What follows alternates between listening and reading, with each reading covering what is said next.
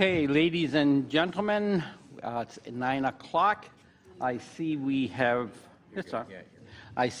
quorum, so I call this meeting, this regular council meeting in session. And today we have a new item we're going to put on the agenda. We used to do this all the time until our previous clerk retired and we had no one to lead the singing. So now we're going to ask everyone to please rise if able for the playing of the national anthem by Sarah Leach and assisted by the Toronto Symphony Orchestra.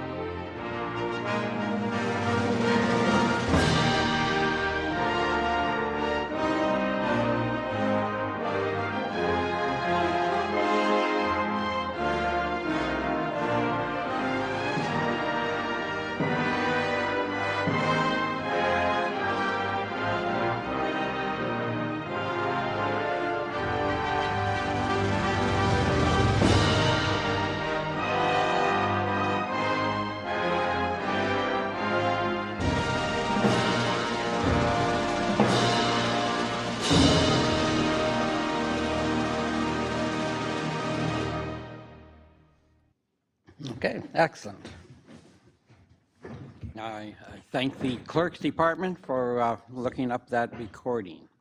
And now I will ask Councillor Nesnick to please honor us to read the land ignition statement.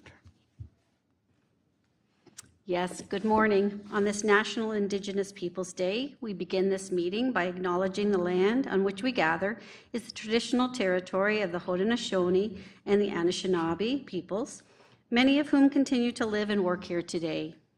This territory is covered by the Upper Canada Treaties and is within the land protected by the Dish with One Spoon Wampum Agreement. Today, this gathering place is home to many First Nations, Métis, and Inuit peoples. And acknowledging reminds us that our great standard of living is directly related to the resources and friendship of Indigenous people.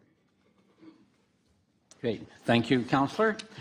Before we get to the approval of agenda, if I may, for the indulgence of Council, just like to thank the Station 3 firefighters for staging another successful Strawberry Festival this past Saturday. It was indeed a community favorite, and I know everyone looks forward to it every year. And again, they were blessed with beautiful weather and a huge turnout of citizens to partake of strawberries and ice cream. Again, thank you to the Station 3 firefighters. And now I turn to the clerk for the approval of agenda. Thank you, Mr. Mayor. So I have a motion moved by Councillor Olson and seconded by Councillor Hildebrand. Be it resolved that the agenda for the June 21st, 2023 regular meeting of Council be adopted as circulated. Okay, thank you. After looking at the agenda, is there any changes to be made? Not seeing any. Mr. Clerk? Starting with the vote, Councillor Eckhart? Yes. Councillor Hildebrand? Yes. Councillor Kerr? Yes. Councillor Nisnik? Yes. Councillor Olson? Yes. Councillor Wink? Yes. And Mayor Junkin? Yes. So that motion is carried. Thank you. Moving to item number 4, disclosure of pecuniary interests and general nature thereof. Thank you. After reviewing the agenda, does any councillor have a pecuniary interest and general nature thereof to declare? Not seeing any, Mr. Clerk. Thank you, Mr. Mayor. So moving to item 5 on our agenda, we have a delegation from Ivan Frederet about oak wilt in Pelham. So I'll turn to you, Mr. Mayor. Thank you. Ivan, you have the floor, and thank you for making this presentation to council and to the residents.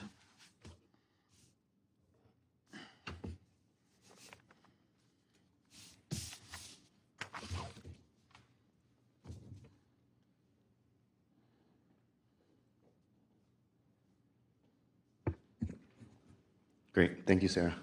Thank you. First of all, I'd like to say for the Strawberry Festival, maybe we can work on the lineup for the ice cream next time.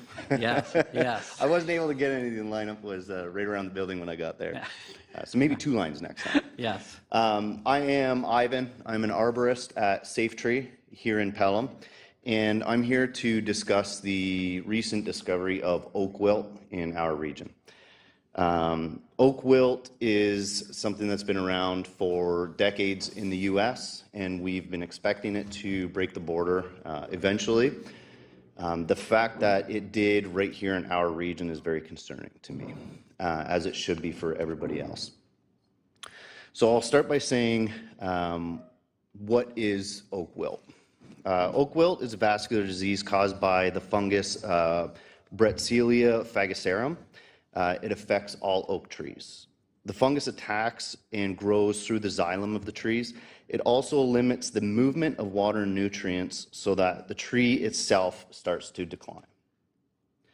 The fungus can be transferred from tree to tree by sap beetles. These sap beetles look for wounds in the bark through which they can enter and feed on the sap.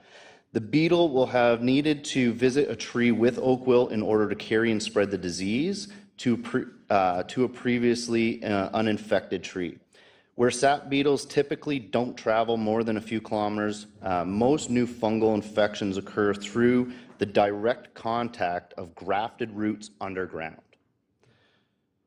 Any long-distance movement of oak wilt will likely be due to human-caused movement of freshly cut firewood from infected regions.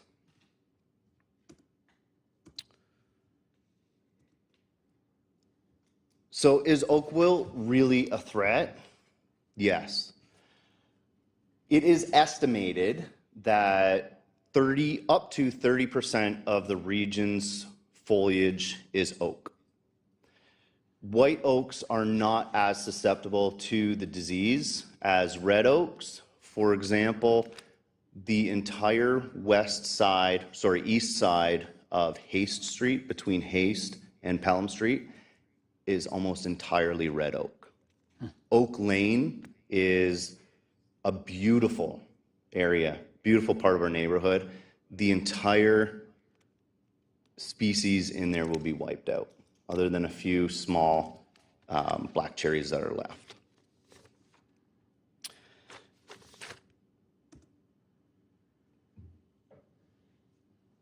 Sarah. Sorry. What, Sarah? Yes. You're amazing. Thank you.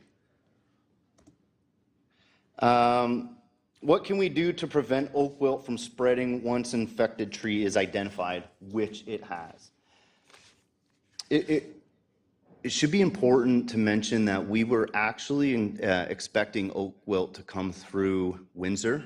It has decimated Michigan, and that was the entry point where we were expecting. So we thought we had a lot more time before it reached the region.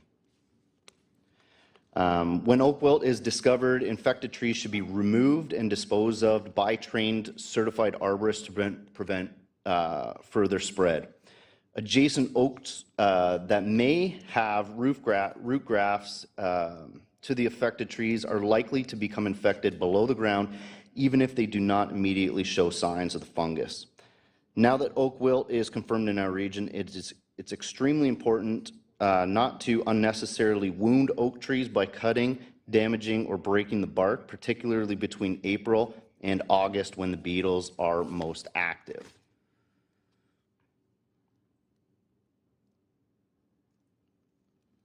Excuse me.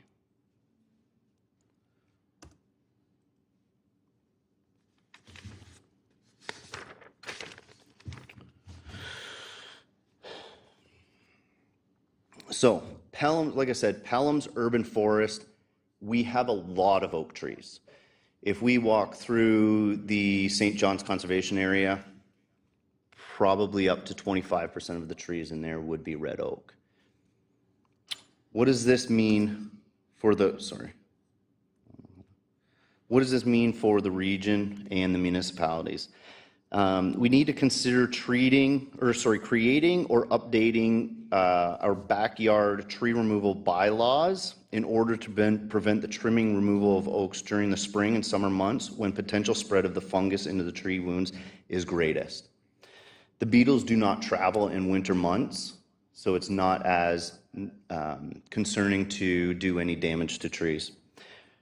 Reminding our tree trimming crews to avoid all wounding of oaks.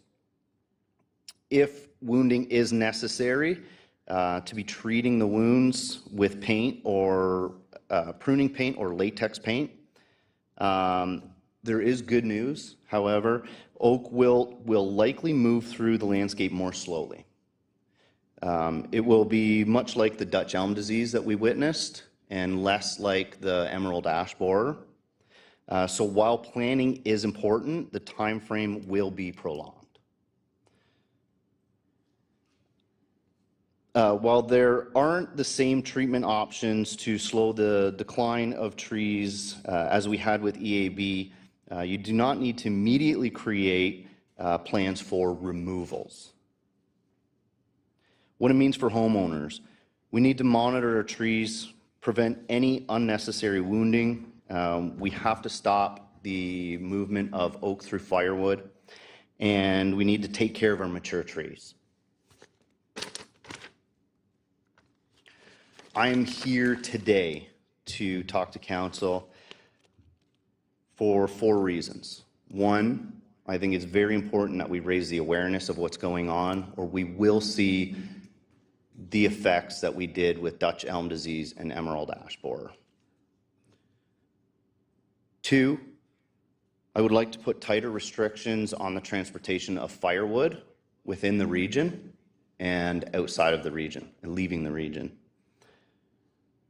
3, I would like Pelham, being the center of the region, to set an example and be the first to have bylaws to prevent people from removing or pruning uninfected trees, including developers, during the prime months of the activity of the beetle.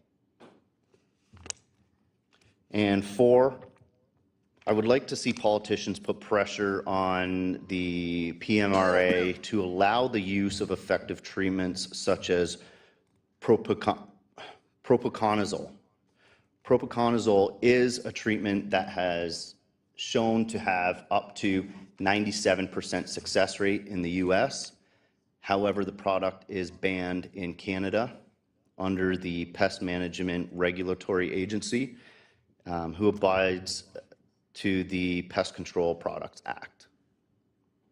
We have not been able to find good reasons for the banning. It is a injection, so the likelihood of it being in contact with skin through absorption or in ingestion is highly unlikely. So I would like to get it out there and start to be able to use such products. Thank you.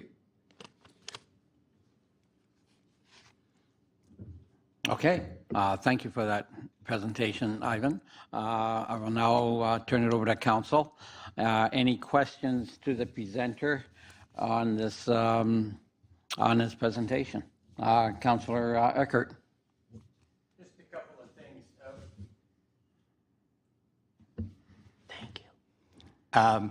Just a couple of things. We're working very hard here in Pelham to increase our tree canopy. And this, to me, sounds like it's going to set us back years if we don't get on this thing. First question I was going to ask you was this propiconazole. you said you can't find any real reasons why it was banned, especially if it's an injected rather than a sprayed, aerial spraying or something like that? Thank you for your question, Brian. The only evidence we could find, and this was a lot of digging, was the possibility of creating thyroid issues in humans through ingestion. So actually ingesting the product, possibly through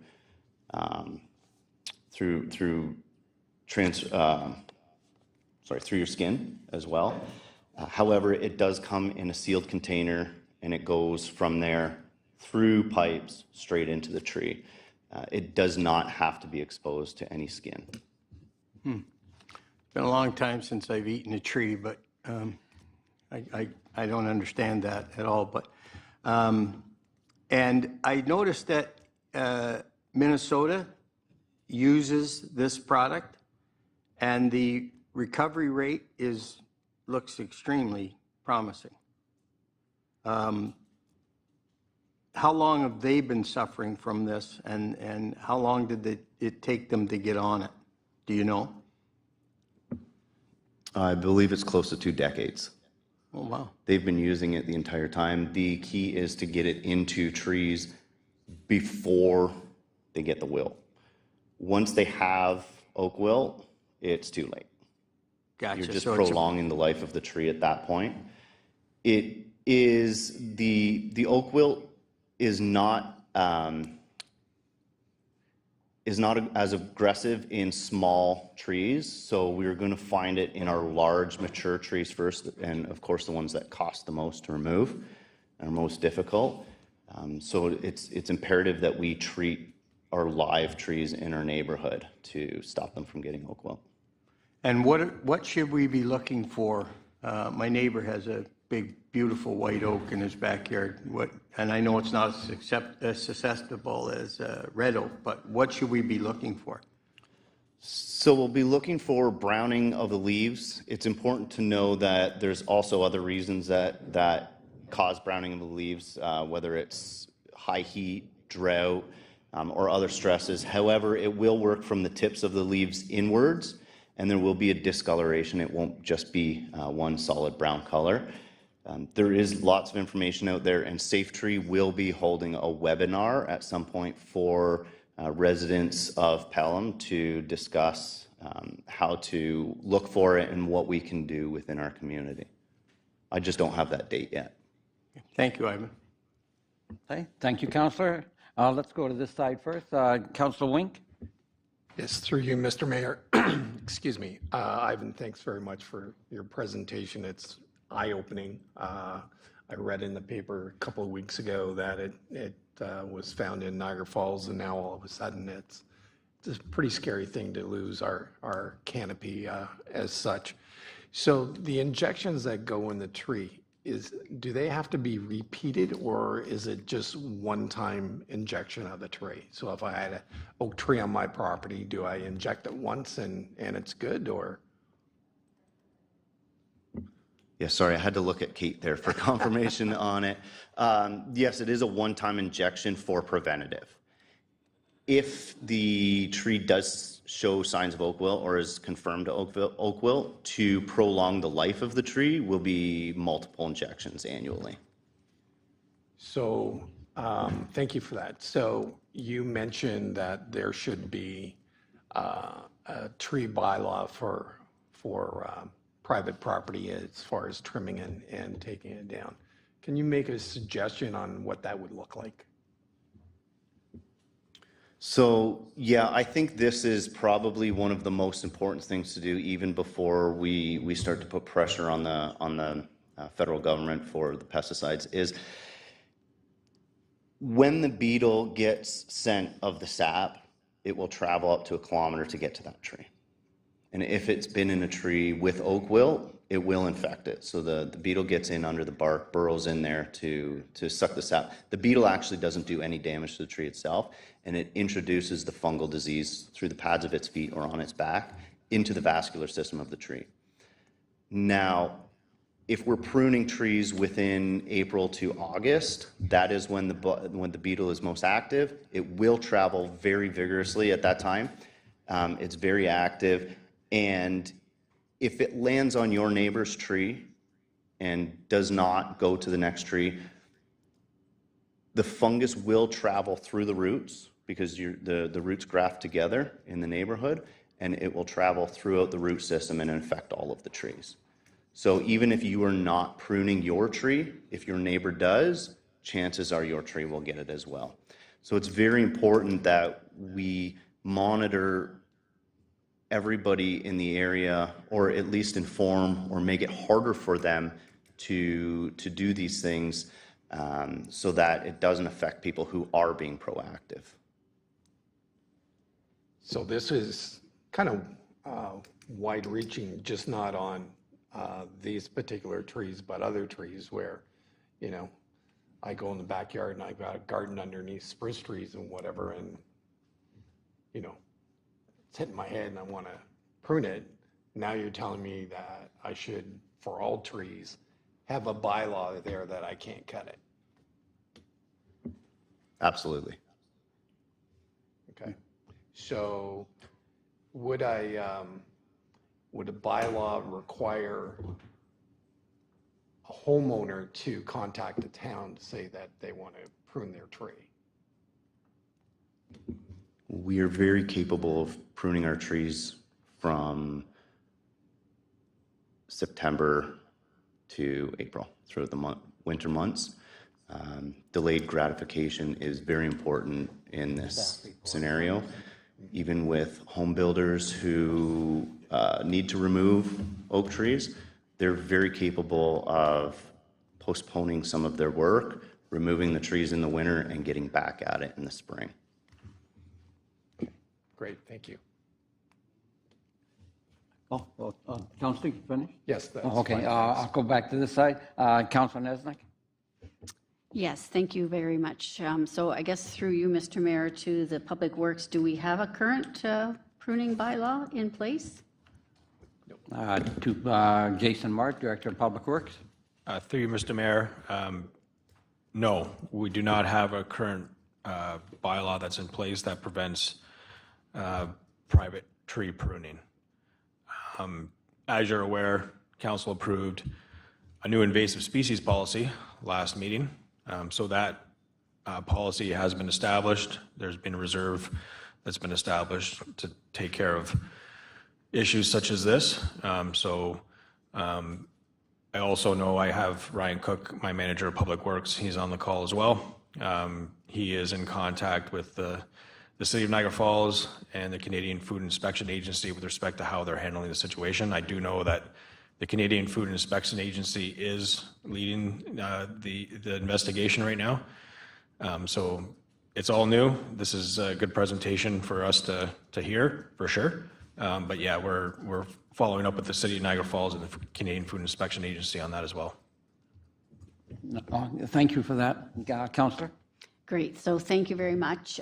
So just, you know, always cautious with regards to creating bylaws that kind of restrict people in terms of their own private property and that sort of thing. But in this case, it might behoove us to have something in place to move forward. So I'm not sure if we should wait for maybe a staff report, or could I suggest we ask staff to give us a report and come back to us with some recommendations? I think that's a great step, actually. I'll go to the CEO in a minute. Okay, thank you. Thank you. I'll go back to this side. Councilor Kerr. Thank you, Mr. Mayor. Through you. A couple quick questions. What's the species of beetle that transfers the fungal pathogen? It is a, Do you know the botanical name? yeah, so there's 2 or 3 different beetles that carry it. They are a sap beetle. The common name is sap beetle. The botanical name is quite difficult. There are 3 that we know of. We are working with Vineland Research on identifying exactly which ones will carry them and which ones do not, that are here in Ontario.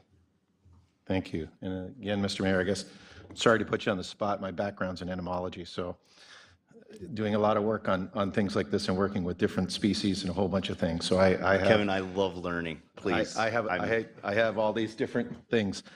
Secondary part is oak-wilt is predominantly Quercus species, which is the genus of oak, but not Pinus, not Acer, which is maple, et cetera, et cetera. So I think we have to be, my suggestion to council is looking at, you're discussing really a pruning bylaw relative to specific or at least a genera of trees rather than all trees, be it on site. So I'm following up on Councillor Wink's comment about pine trees and other things. The secondary part that came in because it talked about not pruning trees, we have a large agricultural entity, and there are people with woodlots and other things that are highly involved with woodlot management. And I think the educational aspect of this is critical.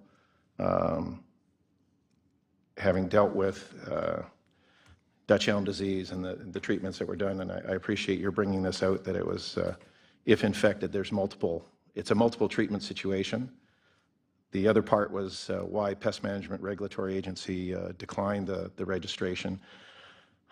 When you dig through, you'll find, having dealt with them for close to 45 years now, sometimes their decisions are not always, they base it on potential use, volume of sales, and in many times it's actually coming back to the manufacturer that basically gives up on the registration from the economic standpoint that it's not worthwhile.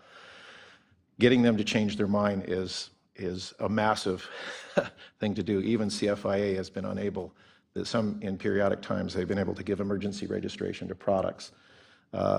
Bringing back propiconazole, it was used agriculturally for many years and then was removed from the system based on worker exposure and other things, and that was the predominant reason. It wasn't strictly, it strictly wasn't forestry use. This was used for other things. So it's being aware of those types of things as well as groundwater and some other things that they were very concerned about. So I'm not justifying what they've done, but I just know it's an agency that I call, it's an elephant that's hard to move at times. So being aware, I think the educational standpoint is going to be the most critical at this point. The pruning timing from that standpoint, the things that you're doing are great. As for a tree pruning bylaw, there's two components that always come in, and one is the development of the bylaw, and the second part is enforcement of the bylaw is the next most challenging factor, and having arborists and everybody certified to go there. As a side for the rest of council, if people do suspect whenever they have any plant, actually, that they feel is infected with any disease or any type, the plant diagnostic clinic at the University of Guelph will do analysis and identify positively whether you have or do not have it. Because many times there's a misidentification and people take a nutrient disorder, physical stress, even the adverse root pruning at the wrong time can produce a yellowing of the leaf, and it's a great challenge to be the I'll call it the Sherlock Holmes in finally coming to the final answer as fast as you can. But your point is well made, and I think it's there. I think we can advocate. This is going to be a region, if not province-wide issue. They have enacted in many areas regulations relative to the movement of firewood, again, going back to elm bark beetle and other ones that move throughout the province, and they just said no. I remember when it first came into Essex, and that was a big thing in terms of moving along. So I applaud you for bringing this to the recognition of council. The challenge is going to be trying to come up with something that fits with it, that isn't overly restrictive, but is predominantly informative to highlight to people what the true risks are going to be. So thank you. Thank you, Councillor. Any comments on that, Ivan? Yes, thank you, Kevin. I appreciate that. I would love to sit down and discuss this more with you because I'm continually learning myself. I just want to make the point that I think it is extremely important. You said it's hard to move an elephant, but if we do have enough people, we can, for one. And there is no doubt that this is a challenging task, but I have confidence in the town of Pelham to be willing to take on a challenge, and I would be more than willing to help with anything that I can. And I think it would be absolutely wonderful if Pelham was the one to take the first step and start to make an example for the rest of the region. Thank you.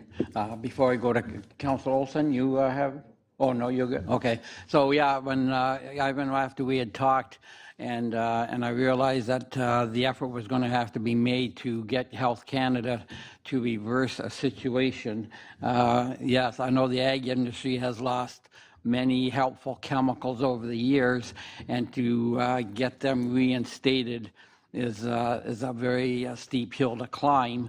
Obviously, the number one thing here is public education, and to get a hold of our elected officials, provincial and federal, and say, listen, there's a lot at stake here, and we don't have a lot of time, as you say. Interested, and I realize it's probably just speculation. Like you were saying, we always had heard 2 or 3 years ago that we thought it was going to come from the southwest. The fact that it was found in Niagara Falls, are they speculating as to how it did make the jump across the border, or how it got started there? Chances are it was human transportation. Okay, excellent. Okay, so I would think, if I'll ask the CEO, I have a feeling that this council would like to see a staff report on this, and it's great to see that Public Works is already involved in that. Mr. CAO, any comments about further steps? Thank you, Your Worship. If I can be so bold, I think we have an agricultural advisory committee, and we have a number of tree farms in the area, and so we do have some expertise we ought to tap into, I would submit. So what I would suggest is that, and I'm not sure when the next Ag Advisory Committee meeting is. Certainly, they've been doing a lot of work on the backyard chicken file at the moment. I think that's the next major piece of advice to come from them. So I think the next meeting is August 23rd, and I think that this is a reasonable thing to put on that agenda to get some feedback there. So the good news is that conjunctively as a staff, we have some expertise with respect to forestry. We have some considerable expertise with respect to bylaw drafting. And agriculture in general, we have an advisory committee full of experts. So I think the appropriate way is to sort of, on the staff level, look at what's possible in the world of bylaw, and on the substance level, and perhaps this is an excellent speaker we ought to invite to the next Ag Advisory Committee, because that's some very good input, that being August 23rd, to hear what the Ag Advisory Committee has to say and tap into that expertise, and then let that inform a future staff report. So I think, without committing to a specific date, that we have 2 meetings in October. I think that would be a reasonable time to bring forth at least a staff report, if not potentially some bylaws. We'll see where the expertise and the advice takes us. But clearly, this is something we need to move on. We're already well into the growing season, and realistically, we did set up obviously a reserve and a general policy without this wilt in mind specifically. Obviously, spongy moth was the trigger for us, and we learned something from that, which was we need to start setting aside money. So this council's already committed that process. So there are some base resources available, and this is going to require a couple of things. It's going to require policy. It's going to require some education, as we've heard. There may or may not ultimately be a technical fix, some sort of pesticide, herbicide, whatever that happens to be.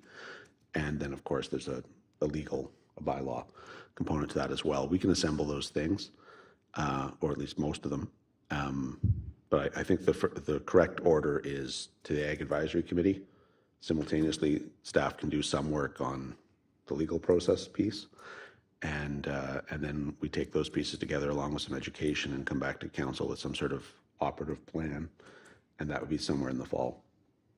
And I would think that October might be realistic, but I say that in the absence of hearing what the Ag Advisory Committee might have or need, and what time they might need to assemble their best advice. So if we can simply, if a council would accept an undertaking for a staff report this calendar year, that gives us some flexibility. I would imagine that means somewhere in Q4. But we try to come to you with substance rather than merely an initial report. So something that I hope would be actionable. Okay, excellent. Thank you for those words. Councilor Olson? Yes, thank you, Mr. Mayor, and thank you, Ivan, for bringing this to our attention with some urgency, and I appreciate that. The best solution, I think, and fastest solution is going to be education, and you've started that today. My questions to the CAO: are we engaged with Vineland Research? Are we members there, or are we still contemplating that? Well, I wish I could report that we were members.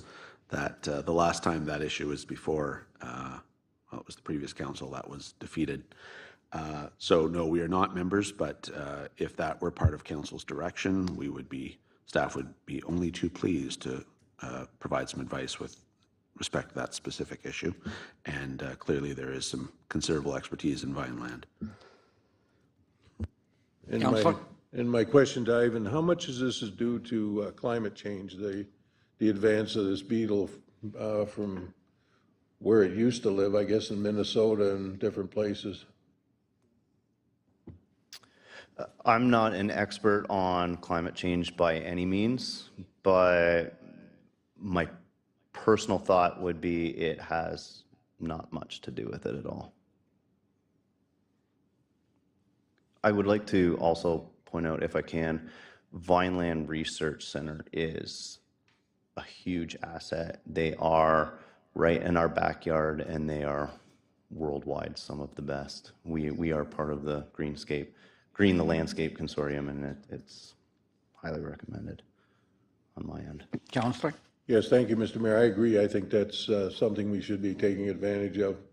And I'm pleased to hear you say that about them, because they're right here. And the other thing is, I would not jump to the Agricultural Committee immediately. I think we have a climate change and environmental committee that will probably get started very soon, and that might be more appropriate for them. Thank you, Mr. Mayor. Okay, thank you, Councillor. Yeah, and knowing that this virus has been in the States for so long, hopefully Vineland has got a little bit of a handle on it and can advise us, along with other tree experts, as to just how we can fight this devastation that could happen. So any other? I see Councillor Wink. Yes, so a couple of things. Firstly, with respect to Vineland Research, we don't have to be a member to get that research. However, I would like to suggest that the CAO brings that topic back up to us and we get involved in this as soon as possible. The other thing is, I appreciate CAO's comments about the timing of all these things. Rome wasn't built in a day, but I think there has to be a public awareness immediately. So whether it's on our website, whether it's through advertising in The Voice or other papers, to say, this is a concern, and these are the things that you should not be doing. You shouldn't be touching really the oak trees between now and the end of August. We can't wait for a report in October to start getting that message out. I would suggest that we get that message out right away. Okay. Thank you, Councillor. I'll go back to the Director of Public Works, Jason Marr, for your comments on that. And hopefully, as you were saying, Ryan is in contact with Niagara Falls, and perhaps when we get more information, I think that's a great idea to put whatever we have, correct information, on the website. Any comments on that, sir? Yes, thank you. Through you, Mr. Mayor. So yeah, I just want to make a comment. We do have it up on our website. So if you go into our website under Living Here, Invasive Species, there's a page for that. And underneath Invasive Species, you'll see a link to oak wilt. And it provides a bunch of information with respect to oak wilt and how to handle it and how to try to prevent spread. Excellent. Go back to the counselor. Yeah, so my concern is that not everyone goes into that and drills down to all those invasive species. I think there's got to be something, we've got to be proactive on this. I think sometimes it's great to be a follower, but sometimes it's great to be a leader. And I don't care what Niagara Falls is doing or whatever. We've got to start getting the message out. And whether that's bang right on our front page or we spend some advertising elsewhere, people have to know that they shouldn't be touching the oak trees between April and August. Dead stop. You know, whether we have bylaws or not, we've got to put something out there. People have to know more about this than just, you know, they're looking to us to be leaders. We've got to get out there and get the message out. And Ivan, I really appreciate you coming out here and explaining this to us. But we've got to pass on Ivan's message to everybody in the town. So I'd like to see us be a little more proactive on this. Thank you. Okay. Thank you, Councillor. Councillor Kurt? Thank you. Through you, Mr. Mayor. I think there's huge opportunity to inform the community. I agree with Councillor Wink. Drilling down through a website can be a laborious task, even for the best of those that are computer savvy. When I was involved with other invasive species and other things that hit, posters were probably one of the most effective things that we found, targeting areas where people congregate. And I just look at this summer, we have between Summerfest, the market is about to begin. People see these things, posting them on places where people go, on the municipal buildings, et cetera, without a great degree of expense. CFIA has information available as well. There are PDFs and other things that we can, even a poster talking about, have you seen oak wilt, with a picture of a tree with it and then links to it, is highly informative without a lot of expense and a lot of time. I'm sure that our communications people can help. As I say, the Public Works is doing what they can at this point, dealing with it, and I appreciate the efforts of Public Works and Mr. Cook. And there's things going on. It's just a matter of making sure that we've got up-to-date information put in front of people and the way for them to further investigate without a lot of expense. And I do concur, waiting till August is kind of waiting too long, because by the time the Ag Subcommittee gets to it, goes through it, comes up with a recommendation, and then they're at least another month, if not 2 months, before they reconvene, before something comes up. It's just, it's really a slow process at that level. So this has a little bit better immediacy, and I think that making sure the resources are available for Public Works to help at this point is probably the best course of action. Okay, thank you. Comments on that, Ivan? Absolutely. Safe Tree would be more than happy to host a webinar. When you say posters, I think it's really effective. The power we have through social media these days is incredible. It is something we've never experienced, and over the last 3 years, it's became such a massive machine, and Safe Tree could host, with the help of the town of Pelham, a educational webinar with myself and Kate as a team, and I would even try and get Rhoda DeYoung from Vineland Research to be involved as well. She's more than happy. She's an expert in pests and diseases, and we would be more than happy to host that and get the message out there. We would just need help getting it out there. Thank you, Ivan. I go back to the Director of Public Works, Jason. Through you, Mr. Mayor, thank you. So I've just been informed by our communications specialist that there is an alert. So I just went on with my phone. When you type in pelham.ca, there's an alert that comes up right away with oak wilt. So anybody that visits our website will see that alert when they come on. Okay, excellent. Good to know. Actually, it's great to know that that town is set up to handle something like this. Again, it may or may not be able to get Health Canada on side, but it's something as simple as pruning and doing that in a timely fashion. If that's obviously something the citizens can and should be made aware of as soon as possible for any kind of advertise or information blitz that the town can put out, and perhaps partner with yourself and Vineland to get a webinar out on social media, or that'd be great, I would think. Any other comments? No, see, Mr. CAO, any further comments that you see the town, this unfolding as far as the town assets go? No. Okay, thank you. Okay, without any further comments then from council, Ivan, we again thank you for bringing this to us, and we will be in touch with keep in touch with our public works to see, keep an eye on the Niagara Falls situation, but actually the number one thing is to get a campaign or information campaign going, and tell everybody, don't touch your trees until the fall, basically, is what we're saying. Okay. Thank you.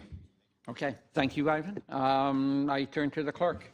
Thank you, Mr. Mayor. So I have a motion moved by Councillor Wink and seconded by Councillor Eckhart. Be it resolved that Council received the delegation from Safe Tree Limited regarding oak wilt for information, and that the issue will be forwarded to the appropriate advisory committee for input and comment, and that staff prepare a report for Council's consideration and propose next steps for addressing the newly identified threat of oak wilt prior to year end, and that Pelham commence with a proactive public information campaign in a timely and expedient manner. Any comments on this from council? Okay, I'll turn it back to the clerk. Thank you, Mr. Mayor. So commencing with the vote, Councillor Hildebrand. Yes. Councillor Kerr. Yes. Councillor Niznik. Yes. Councillor Olson. Yes. Councillor Wink. Yes. Councillor Eckhart. Yes. And Mayor Junkin. Yes. So that motion's carried. Thank you.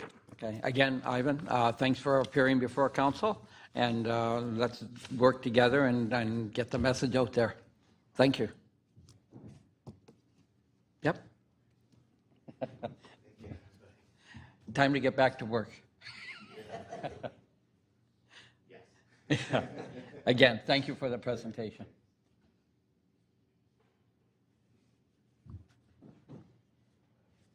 And to you, Mr. Clerk. Thank you, Mr. Mayor. So moving to our next item on the agenda, it is a Pelham Roads Needs Study and Pavement Condition Index by Applied Research Associated Incorporated, and they will be making their presentation via Zoom. So I'll just look to the Deputy Clerk to see if we're ready to move forward. And we are. So I'll turn it back to you, Mr. Mayor. Okay, and consultants, you have the floor. Good morning, Mr. Mayor and respective council members and everyone present in the room. Thank you for allowing me to speak this morning.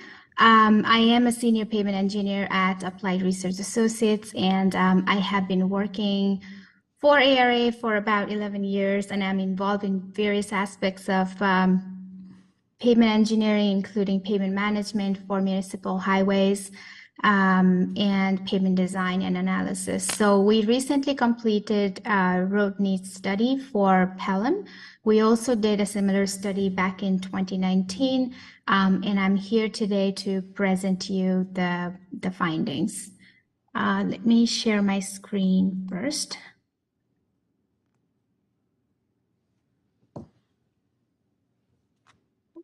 Sorry. Are you able to see my screen?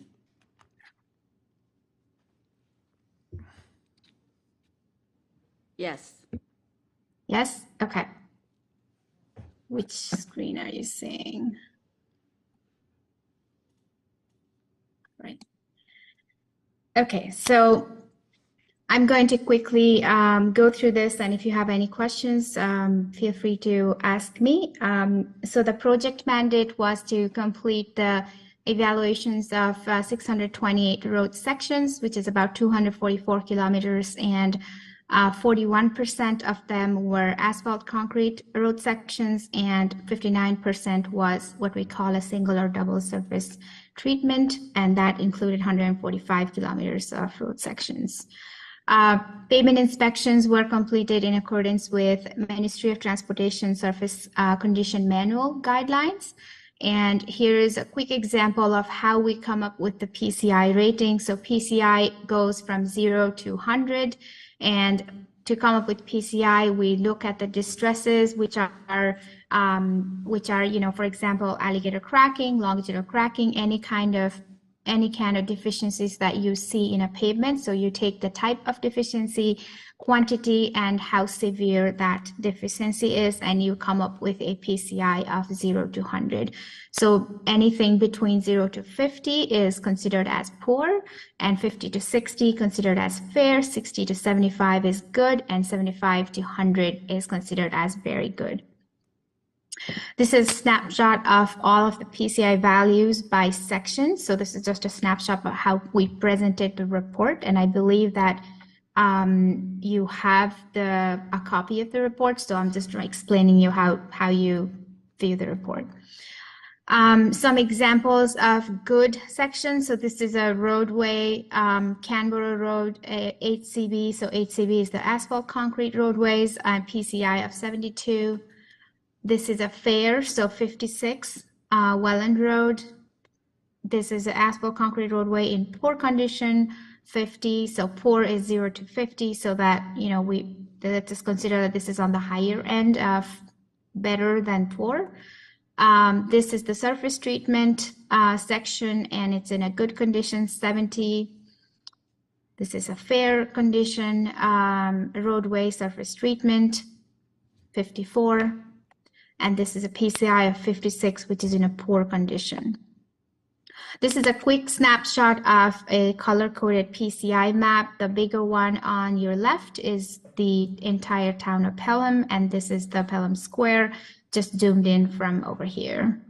And as you can see, all these color codes, the green, yellow, blue, and red are based on very good, fair, and poor conditions. Now, for 2023, overall PCI rating distribution goes as follows. So we have 29% of the sections in very good condition, 37% are in good, 21% in fair, and 12% of the section is in poor condition. Comparing that with our findings of 2019 PCI distribution, our very good condition in 2019 used to be 45%. We are now down to 29%. Good condition was in 41% in 2019. We're down to 37% in 2023. And fair category has increased, which means we have now more roads that were in good and very good condition moved on to the fair and poor condition, because the fair and poor condition has increased in the distribution. And total average network in 2019 was 69, which was already low to begin with in comparing with the neighborhoods. And in 2023, we are at 65, which is a big decline, PCI of 4. So looking at as a whole, what kind of distresses are we seeing in these the asphalt concrete pavement and the surface treated pavement? This is the deduct influence curve. So what we're doing is what is the influence of the distresses? So for example, for raveling, we have the highest amount of raveling, a distress in HCB, which is the asphalt concrete, is raveling is 20.5%, followed by distortion and then rutting, and then wheel track cracking and alligator cracking. For surface treatment, it's the distortion followed by alligator cracking, rutting, edge cracking. So what's important here is rutting, alligator cracking, raveling. These distresses have the highest weighting factor when we calculate PCI too. So every distresses has, some distresses are temperature related, some environment related, some distresses are structural related, right? Some distresses are age related. So when it's age related, it deducts PCI value much less than when it's a structural related distresses. And if we are seeing rutting and alligator cracking and things like that, then that means that we have heavier vehicles that are moving on the roadway, and we need to reevaluate our designs. We need to reevaluate structurally, is that road sufficient? So we no longer only have the problem of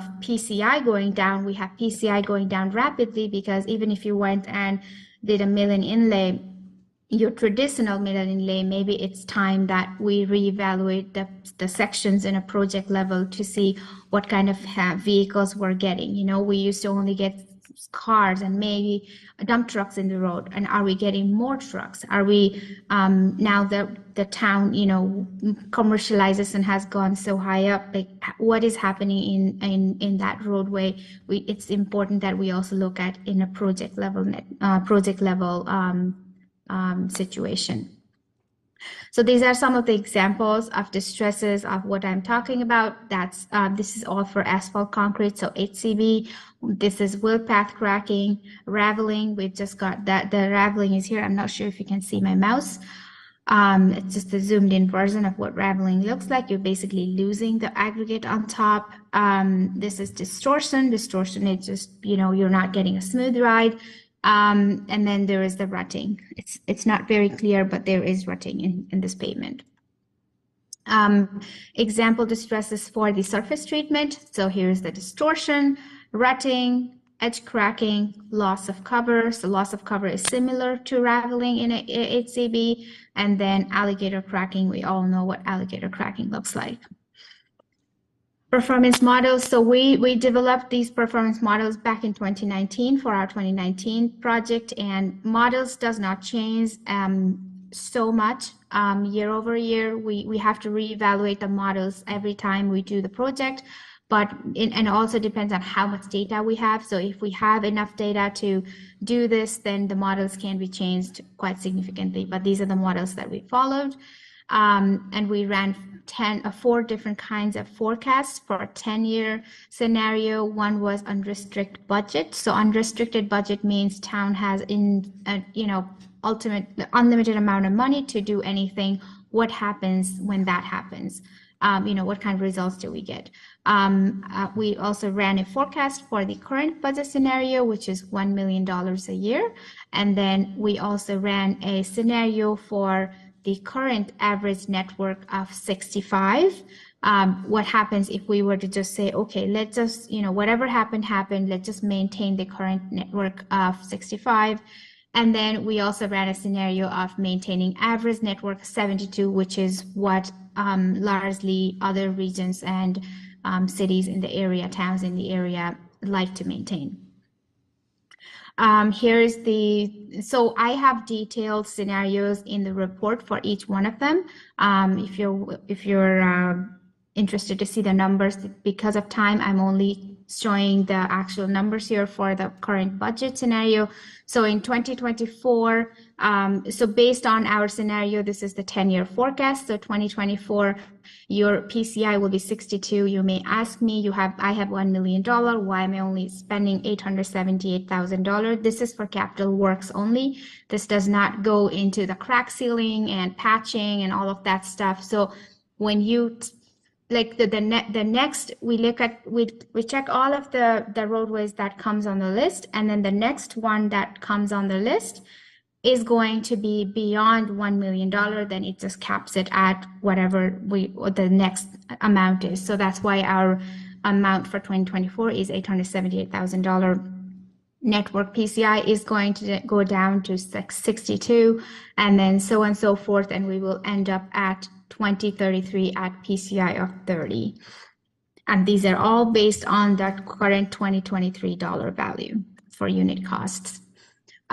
These are the budget forecasts for each of the 4 scenarios. So unrestricted would give us The amount goes all the way from $40 million in 2024 to, you will be spending, if that's the case, then you'll be spending closer to $2-3 million in 2033, but your PCI is up in the 80s range.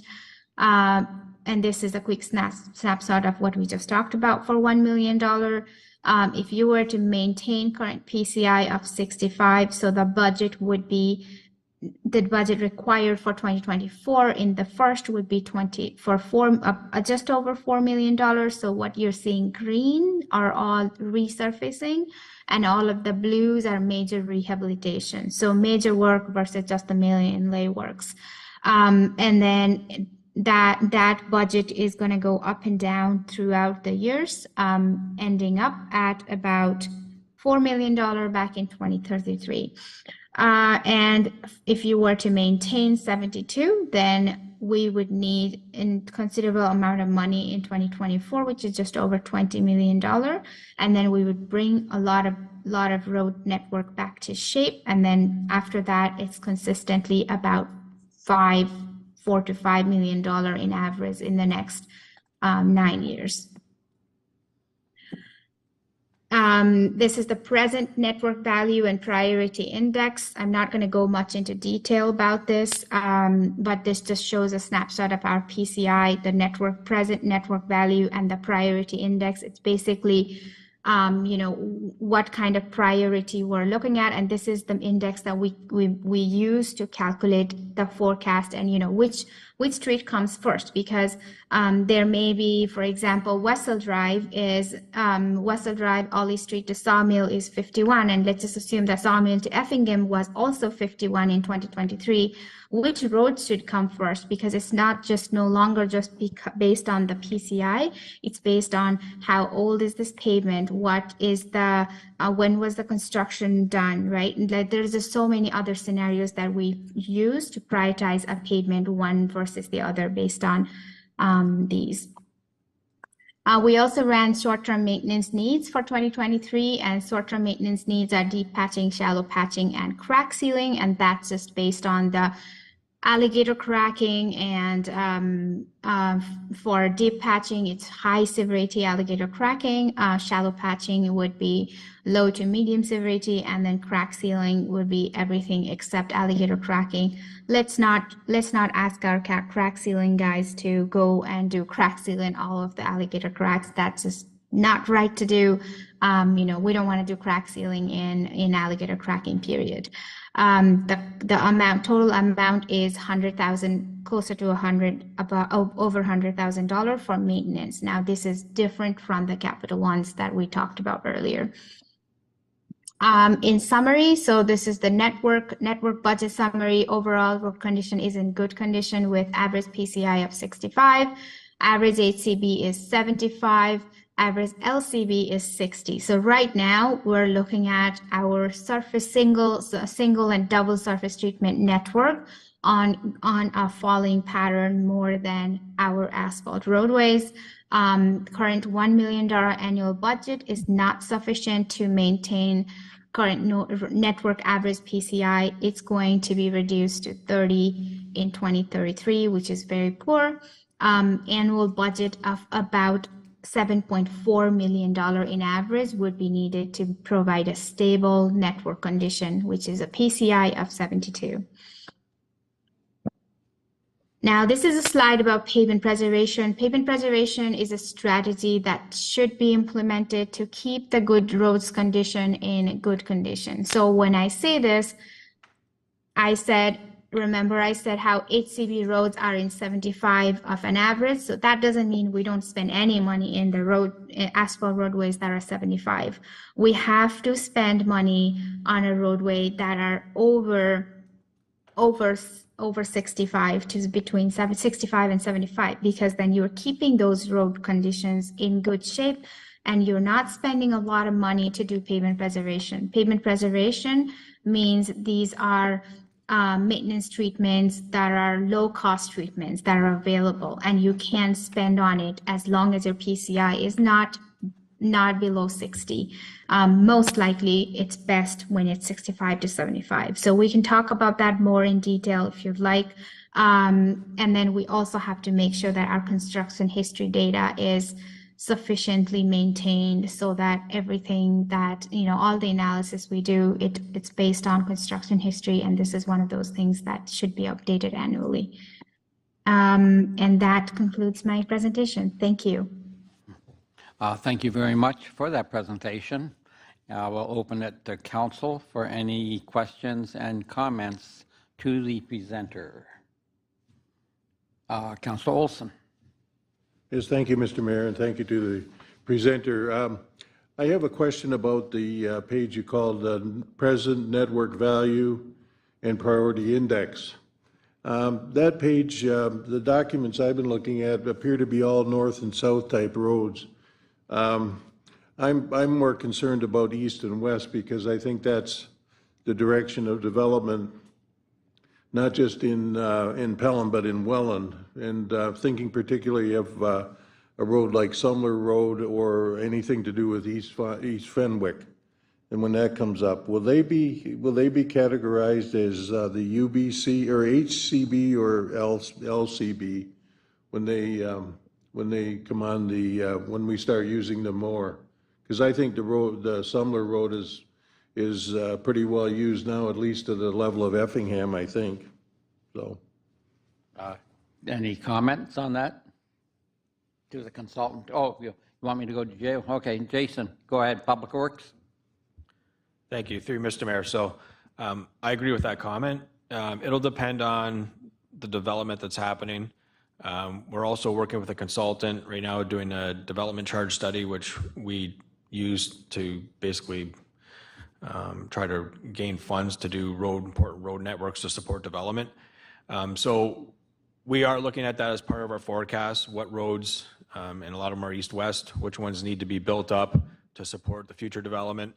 In this particular study, although the present network value kind of looks at the priority index there, it's more of a visual condition assessment of our current road network.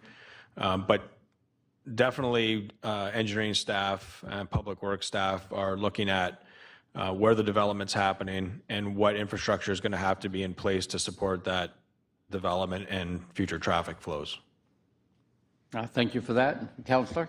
yes, thank you. And now that the Director of Public Works is in the conversation here, we've had a long-term conversation about this report, and this is to me, I regard this as an effect and not a cause. So I think the real cause is probably the subsurface of the roads and the drainage and that type of thing. This is kind of a directional thing, and if anything, the cost is going to be higher than what's proposed in this, I think, if we fix the roads so that they last. And we're going to have a report later on that talks about a culvert, 100-year lifespan on a culvert, moving from 50 years to 100 years. I'd be very interested in seeing what kind of technological advances can be made with our roads. So if you'd like to comment on that, Mr. Mayor. Thank you, through you, Mr. Mayor. So road building's been around for quite a number of years. There are new technologies that try to preserve and stretch the tax dollar as far as it can go with respect to road reconstruction, rehabilitation. We're looking at different options, recycling options. One of the things that's kind of unique about Pelham for a smaller rural community is that we have no gravel roads. Everything is hard surfaced. That was completed. Most of our rural roads were hard surfaced, and when I say hard surfaced, it's the surface treatment type material, which has a lifespan of about 15, 20 years. And those roads, a lot of those roads were done. There was a large investment by the town of Pelham about 20 years ago. So we're coming up to a situation now where we've got a lot of roads that are meeting the end of its service life. And unfortunately, that's the situation we're in. We're trying to come up with innovative ways and technologies to try to rehabilitate and rebuild those sections of road, but they're all coming they're all coming to the end of their life, expected life, and it's time to invest more money into those roads, especially in the rural network. And that's what we're finding. And a lot of those rural roads, again, built with, you know, not substandard materials, but cost-effective, efficient cost materials at that time. So in the sub-base of those materials, you're absolutely right. We don't have crushed limestone. We have TCG, sand, gravel type materials that when they get wet, they do start to break down the road surface. So, and it's basically a measure of the amount of investment that you put into a road versus the level of service that council's expecting and directing. So, Councillor? Yes, thank you, Mr. Mayor. I guess looking at this from perspective of our human ingenuity that goes into this, we're getting basically $7.5 million worth of work for $1 million a year right now. I guess that's, you know, that's a good thing.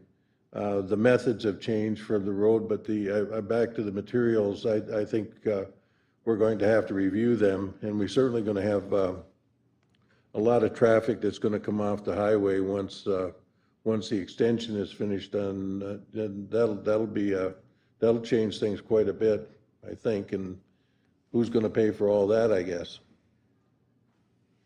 So, no, that's fine. That's fine, Mr. Mayor. Thank you. Okay, thank you. Councillor Kerr. I think one thing that we all need to be aware of is that people look to avoid traffic. And so they have a tendency to find those roads that will give them the fastest and straightest travel path. And traffic counts on those roads, example being Foss Road, and example being Sumbler Road. If you can avoid having to drive Canberra Road, or to be honest, drive Highway 20 through Font Hill at any point, you're going to find the way to use them, which increases our traffic counts. The secondary part that's come along is through the Ministry of Transportation over the years, vehicle sizes have been allowed to get bigger and bigger and bigger, which has also added to a whole other layer of things that I think, and the infrastructure. When it was built, the roads were built to a particular capacity at a particular time, and we're asking for greater response to them. So I concur with the comments made by Councillor Olson. We're getting pretty good value out of our situation.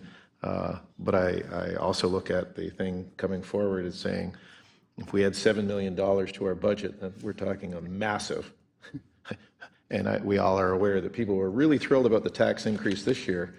You tack on $7 million more suddenly, we might as well get armor because we're going to be hunted down and we will have big targets put on our bodies. So we have to look at reason through everything. We look at identification of things.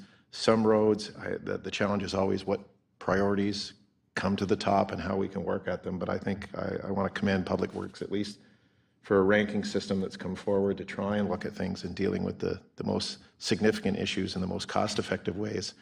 And the bottom line is we can't keep everybody happy all the time. But yes, it's part of the planning process. And I'm glad to see that in the new development that there's a way to recover fees, because all of these houses add more traffic, and so all of these people are using the roads.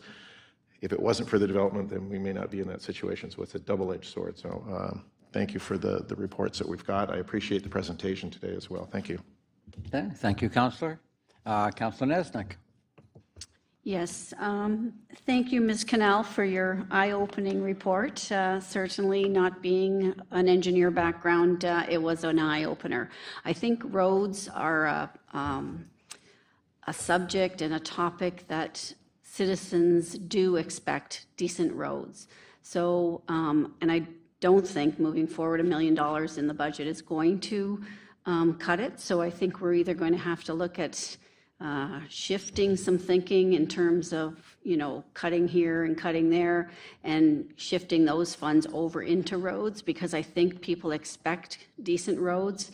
It's always, you know, who's got the most terrible road in Niagara event. And I don't think Pelham wants to be that company. So Moving forward, I feel that come budget time, I hope that folks will support either shifting some funds over into roads to maintain that 60 PCI at least, or 65 PCI. I think moving forward and getting up into that 75% might be an unrealistic expectation and goal, but certainly I think we'll need to consider keeping those roads at that 65% or PCI score. So I will be supporting some budget movement into that moving forward. Thank you. Okay, thank you. Any comments on that, on what council has been, on the comments of council from the consultant? Yes, I just wanted to point out several things here, just based on the experience. So you mentioned through you, Mr. Mayor, that there are several new developments happening. So my experience with working with other regions and city, and I can give you an example of, how City of Mississauga maintained the road network, and now how City of Brampton, the exploding subdivision, how they're maintaining that, what they're assuming, because contractors are going in, building subdivision, they are basically wreaking havoc on existing pavements, and they were not giving back the new subdivision, the pavement that they were building, they were not giving up to the standard to City of Brampton.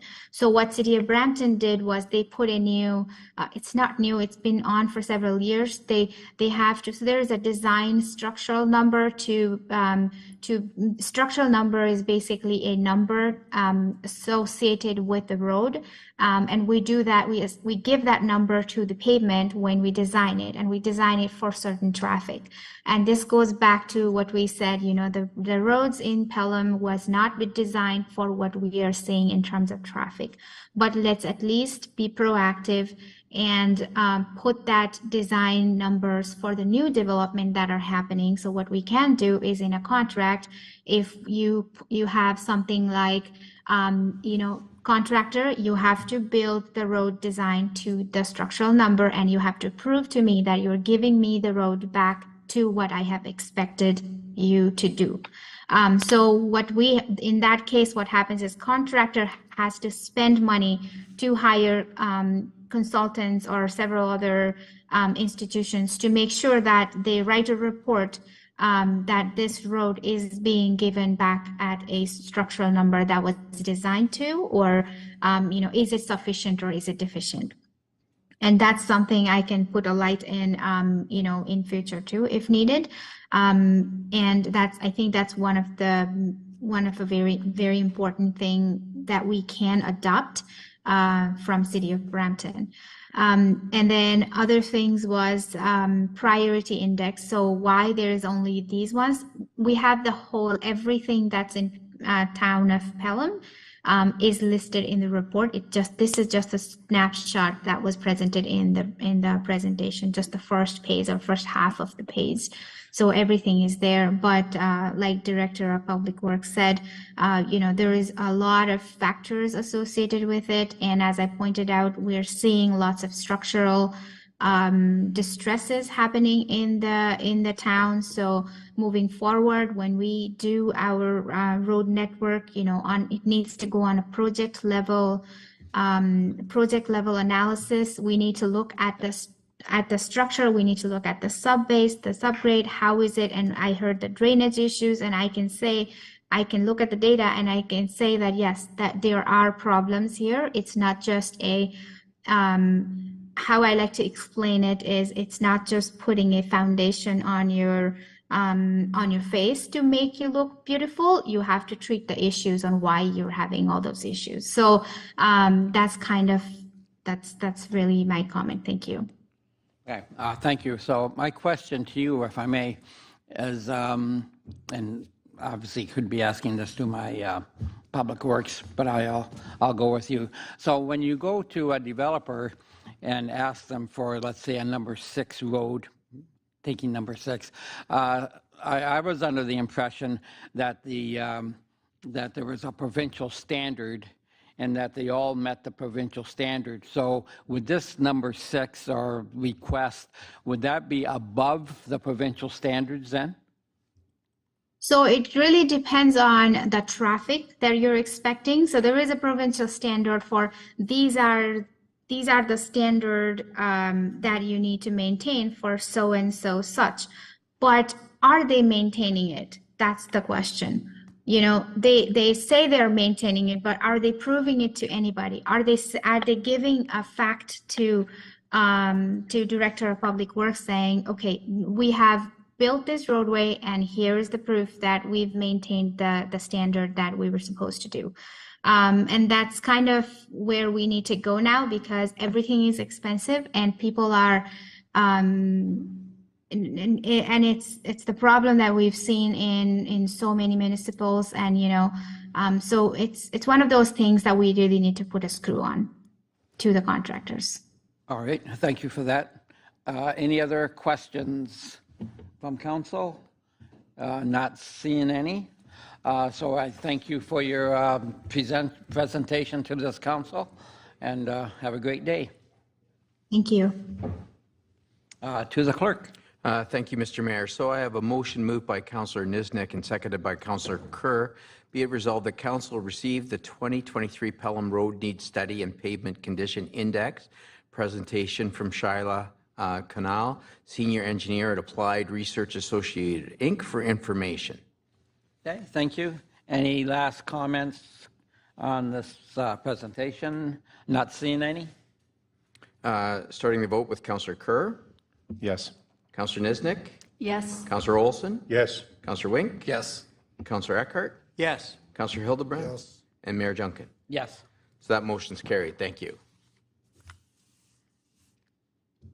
Oh, yes. Why don't we, that wraps up the delegation work.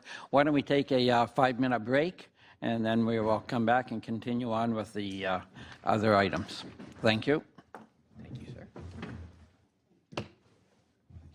Good suggestion by the clerk. Might be a little something in the paper.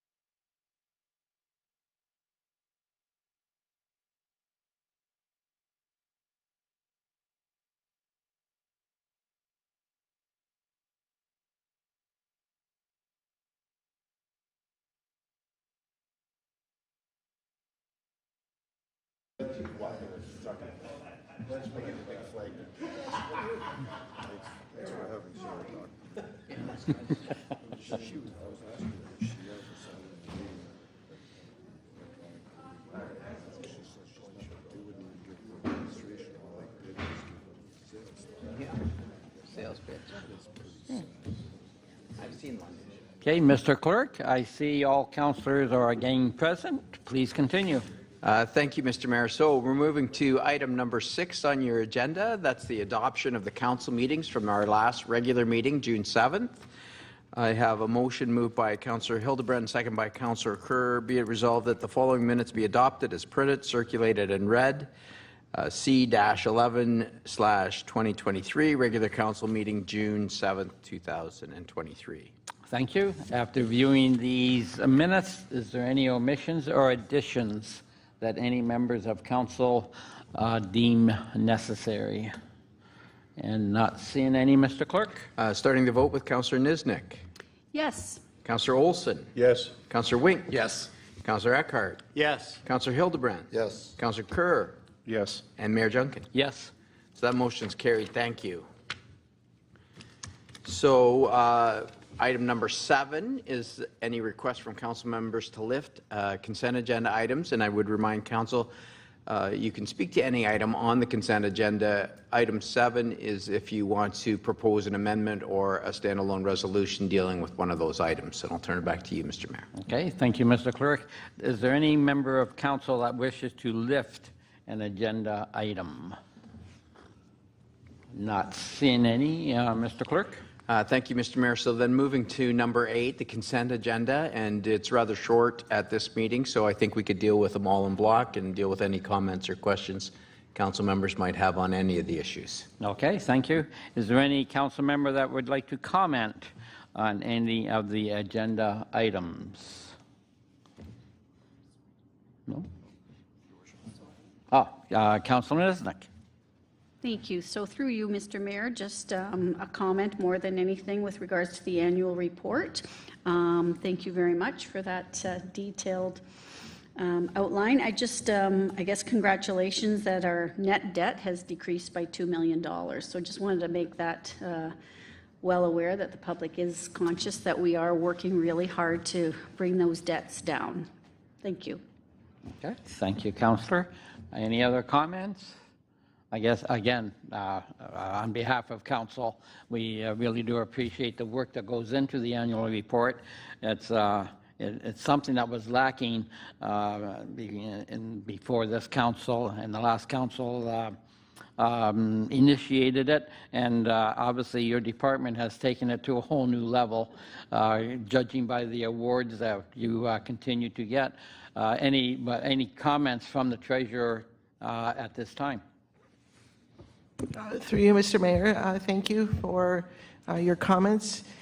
We do receive positive feedback from the public saying that the information is very helpful and easy to read, so we're happy about that. And if anyone has any other feedback for future things to look in the annual report, we're more than open to incorporate that.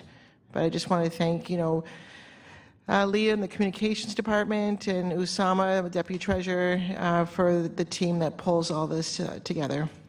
Yes, like I say, every year it's a great job, and again, council thanks your team. To the clerk. Thank you, Mr. Mayor. So I have a motion moved by Councillor Niznik and seconded by Councillor Olson. Be it resolved that the consent and agenda items as listed on the June 21st, 2023 council agenda be received and the recommendations contained therein be approved. Thank you. Any last comments on these items? Not seeing any, Mr. Clerk? Starting the vote with Councillor Olson. Yes. Councillor Wink. Yes. Councillor Eckhart. Yes. Councillor Hildebrand. Yes. Councillor Kerr. Yes. And Councillor Niznik. Yes. And Mayor Junkin. Yes. So that motion's carried. Thank you. Moving now to item number 10, reports. We have a verbal report this morning from Councillor Eckhart on the Active Transportation Committee. Thank you. Councillor Eckhart, you have the floor. Thank you, Mr. Mayor. Just a brief report on the Pelham Active Transportation Committee. We had one meeting and we have our second meeting today, later this afternoon. At the first meeting, Brian Beatty was elected as the chair of the committee, with Frank Adamson as the vice chair. It's a very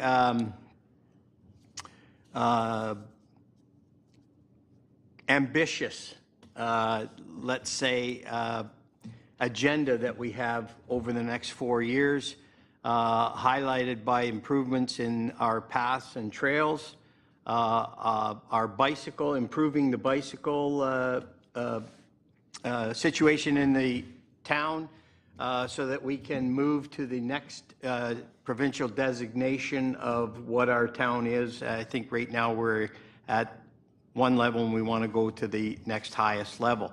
And also a number of issues in and around traffic movement and complaints in the town, and we'll be working on those as well. So it looks like a very energetic and enthusiastic committee, and I'm looking forward to our continued meetings. Thank you. Great. Thank you, Councillor. And we look for input from this committee as the term rolls on. That brings me to a question, if I may ask it, of the director.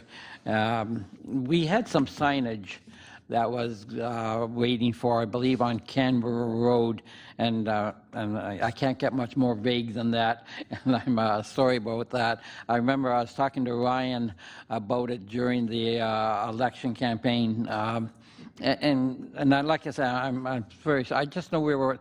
It's to designate a route, and I don't know if it was a regional signage, but I know it was for Canberra Road. Any comments on on something as vague as that?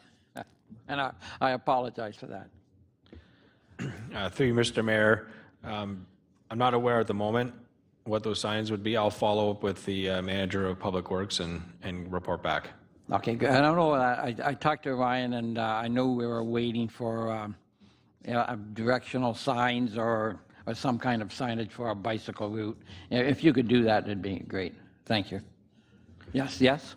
So through you, Mr. Mayor, if you're referring to our Bikes Means Business project that was generated through the PATC last term of council. Yes.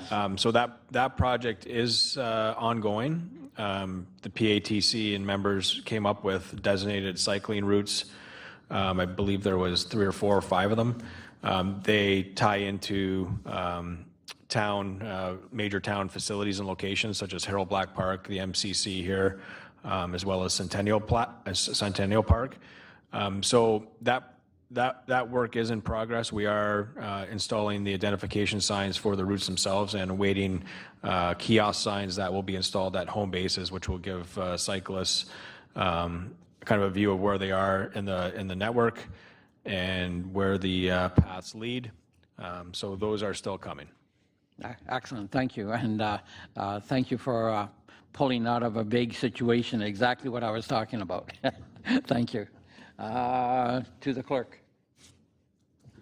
Thank you, Mr. Mayor. So I have a motion moved by Councillor Hildebrand and seconded by Councillor Wink. Be it resolved that Council receive the verbal update from Councillor Eckhart regarding the Pelham Active Transportation Committee for information. Not seeing any further comments. Starting the vote with Councillor Wink. Yes. Councillor Eckhart. Yes. Councillor Hildebrand. Yes. Councillor Kerr. Yes. Councillor Niznik. Yes. Councillor Olson. Yes. And Mayor Junkin. Yes. So that motion is carried. Moving now to item staff reports requiring action. The first one is 10.2.1, release of interest of original road allowance, Orchard Hill Road. I have a motion moved by Councillor Wink and seconded by Councillor Niznik. Be it resolved that Council receive the report 2023-133, release of interest in road allowance, Orchard Hill Road for information, and that staff advise the owners of the required property to cover the entire cost, releasing the town's interest in the subject property, and that staff bring forward a bylaw for Council's consideration to stop up and close this portion of the original road allowance once the owners confirm agreement with the associated costs. Mr. Mayor, if I could speak to that just momentarily, this is to provide some clarification. This is a different section of Orchard Hill Road that we dealt with previously. So this is a different section of road. Yes, thank you for bringing that out. Any council comment, questions on this report? Not seeing any. Mr. Clerk? Yes, so starting with the vote with Councillor Eckhart, Yes. Councillor Hildebrand. Yes. Councillor Kerr, Yes. Councillor Niznik, Yes. Councillor Olson, Yes. Councillor Wink, Yes. and Mayor Junkin. Yes. So that motion is carried. Moving to item 10.2.2, I have a motion moved by Councillor Olson, seconded by Councillor Eckhart. Be it resolved that Council receive report 2023-0103, the eScribe Vote Manager module for information, and that Council direct staff to continue with the status quo of utilizing voice recorded votes on all resolutions. To you, Mr. Mayor. Thank you. Any councillor have questions or comments on this item? I turn to Councillor Hildebrand. Thank you, Mr. Mayor. I would like to address the voting processes that this council has experienced. Prior to the pandemic, vote was carried out without recorded votes unless requested. During the pandemic, that process changed and the recorded vote was required. I believe it's now the appropriate time to remove the requirement for recorded votes unless requested by a council member. And therefore, I'm prepared to make an amendment to the motion for council to direct staff to bring a procedural bylaw amendment to remove recorded votes. Thank you. Okay, thank you. Any, first of all, do you have a seconder at this time? Not yet. Okay, thank you. So let's, Councillor Wink, you'll second that? Yep. Okay, thank you. Therefore, we can now discuss that. Any comments, questions on the amendment proposed by Councillor Hildebrand? Councillor Nesnick?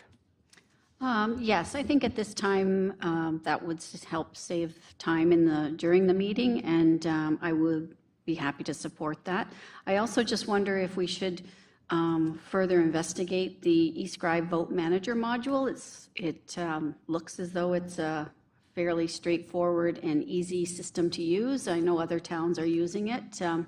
Maybe we could investigate that a little bit further and possibly move to that once we find a permanent home, whether it be here or in the chamber councils. Thank you. Okay, thank you, Ms. Nesnick. Councillor Olson?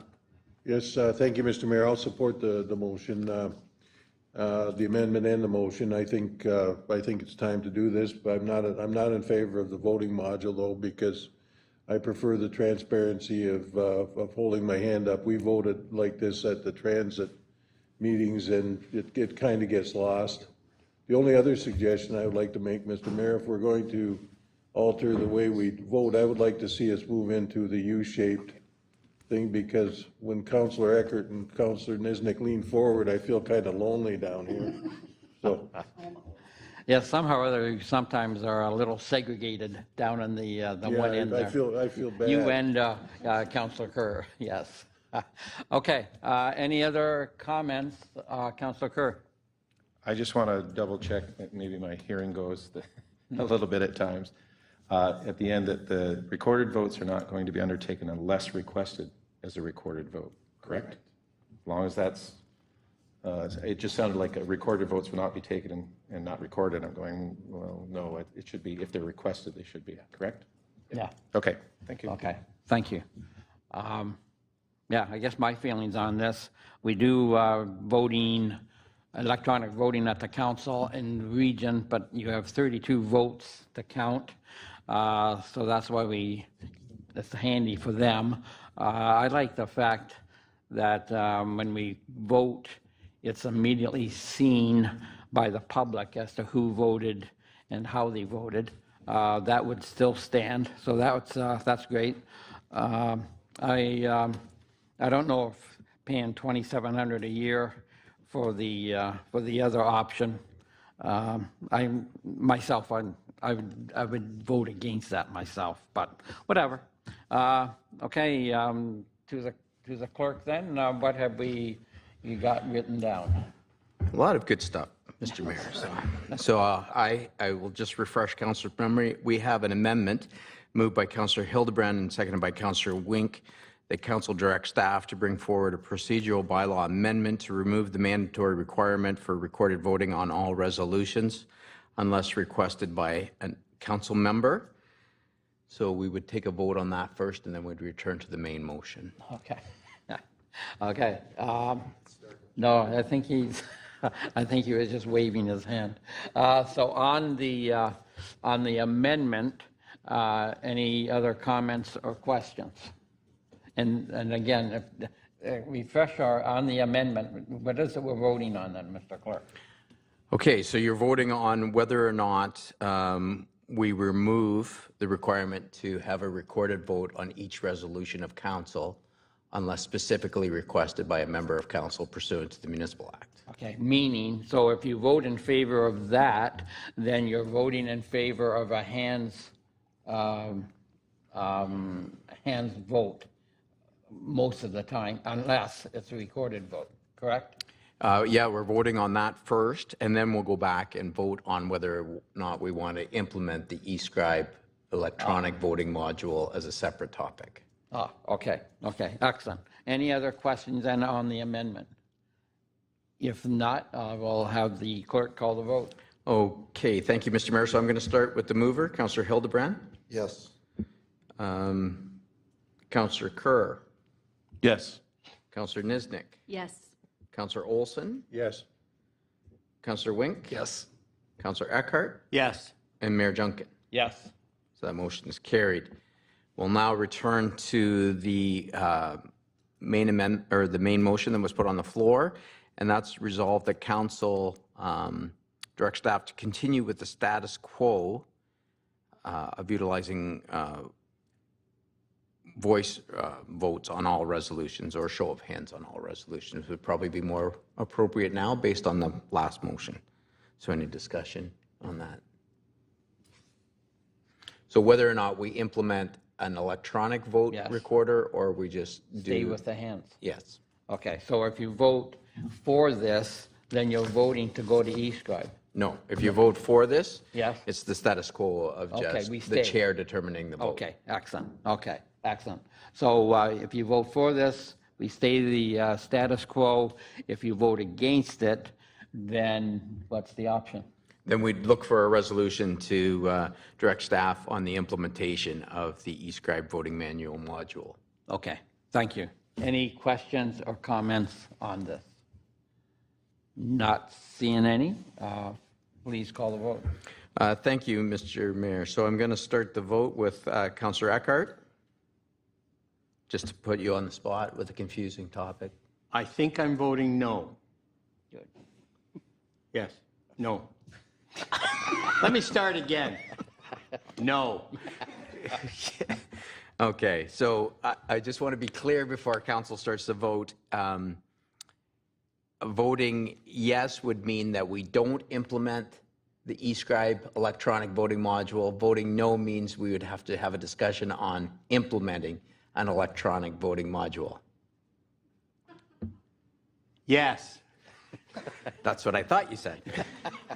Councillor Hildebrand. Yes. Councillor Kerr. Yes. Councillor Niznik. No.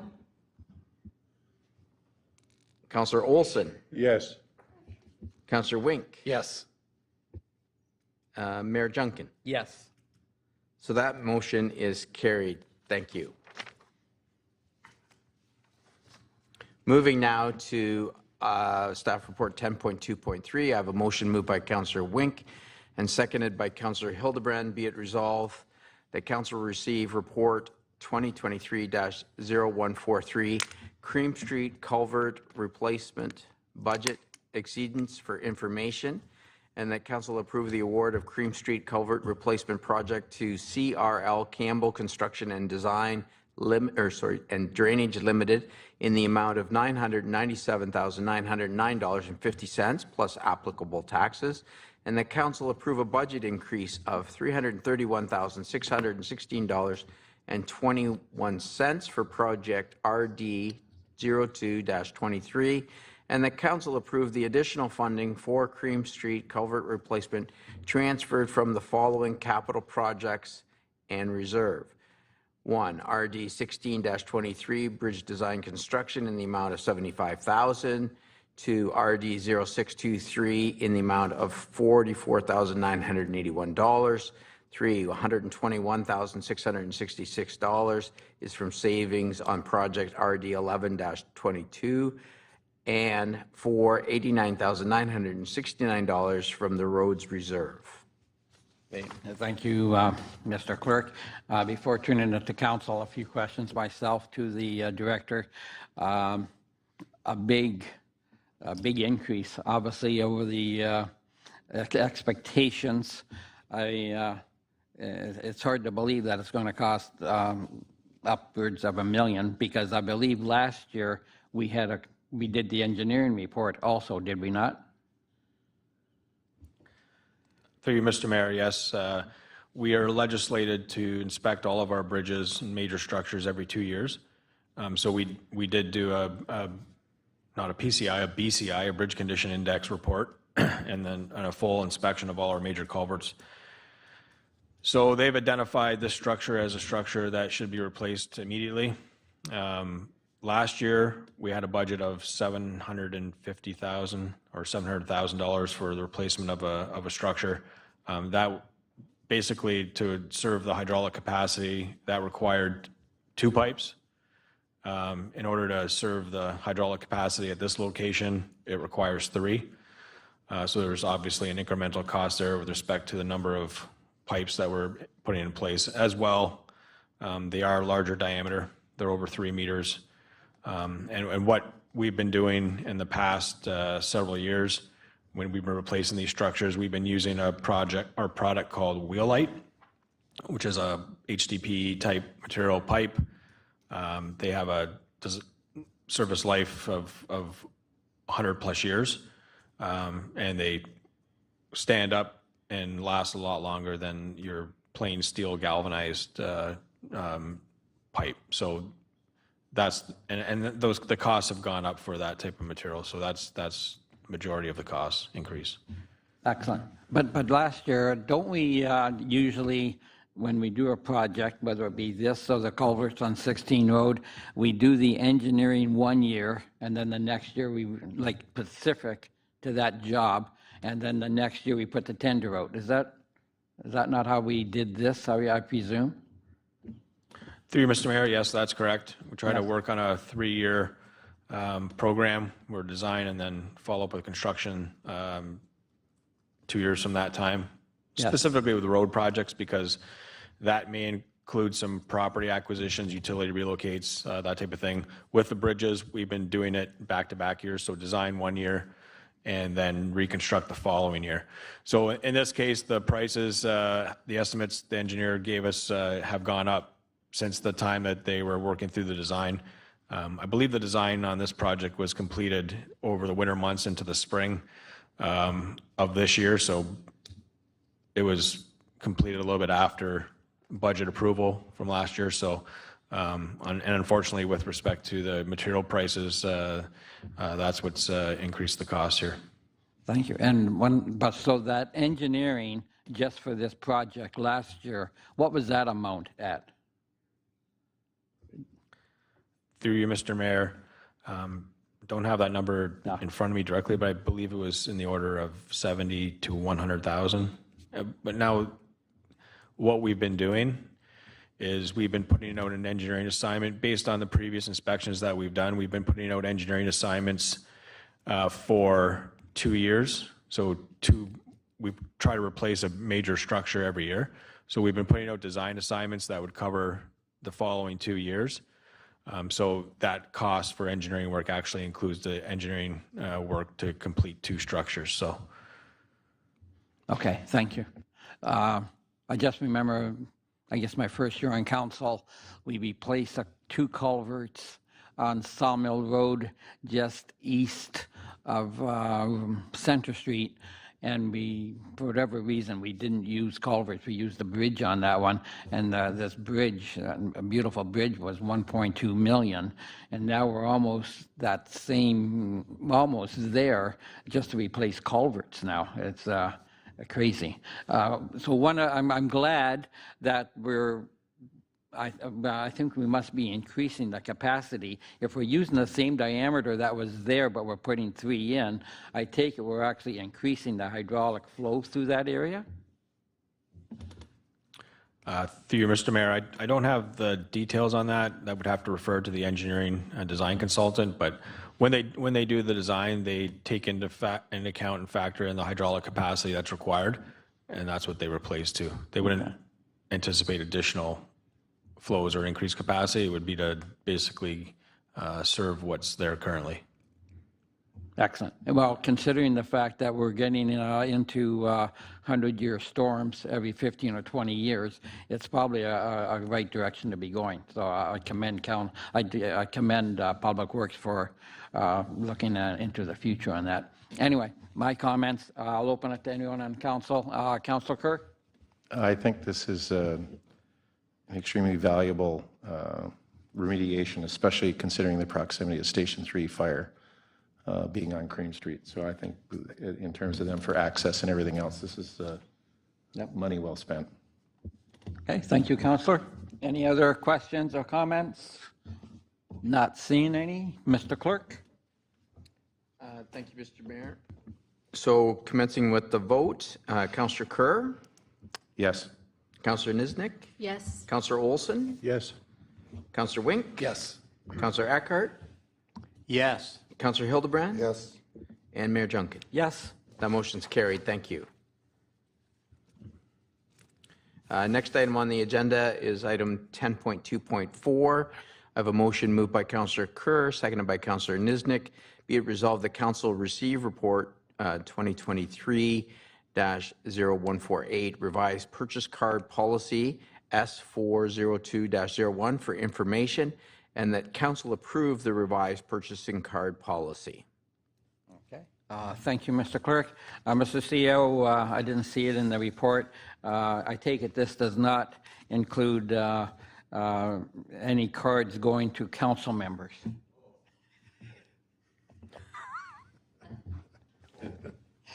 We might find room in there for an exception for you, Your Worship, but generally, no. Thank you. Any other questions or comments from any member of council? I see Councillor Nesnick. Yes, so thank you. Through you, Mr. Mayor, just a question to the CAO or maybe Ms. Sturton. Just P cards are very valuable and very useful in a corporation. However, they come with also very high risk in terms of abuse of the P card. So just making sure the policy is very well written, and it does look as though you've got some good adjectives in there in terms of thou shalt and those thou will, and the consequences of misusing it improperly.